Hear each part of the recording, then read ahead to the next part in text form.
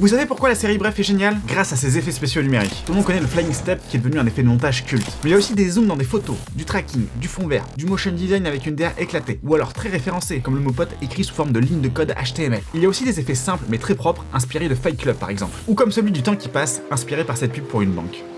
Bon, pour cette inspiration, je suis pas 100% sûr, mais je voulais juste vous remettre cette pub. Alors même si aujourd'hui la 3D a vieilli, ça a transpiré la créativité. Bref, on était des gamins. Et ça, on le doit grâce à une rencontre très particulière, celle de Damien Maric. Bref, c'est une très jolie expérience parce que j'avais envie d'aider à un programme court. J'avais lu énormément de scénarios, mais rien ne me plaisait. Je suis sorti une station avant ma station habituelle et j'ai marché le long d'une rue. Et au lieu de continuer tout droit comme je l'ai fait pendant 5 ans, j'ai décidé de prendre la rue Muller. Une voiture est arrivée à fond les ballons, elle s'est arrêtée à ça devant moi. Et à l'intérieur de cette voiture, il y avait Harry Torgman et les deux auteurs qui n'étaient pas du tout connus à l'époque. On allait prendre un café et là, ils m'ont parlé de leur projet. Puis Bref est arrivé, qui comporte 389 plans truqués, ce qui veut dire 4 effets visuels par épisode. Ce qui est énorme pour une série déjà et quasiment du jamais vu pour un format court. Pour vous resituer, la saison 1 de Bref s'est terminée quelques mois avant la première vidéo de Golden Moustache. Prenons cette séquence par exemple. Elle a demandé énormément de travail.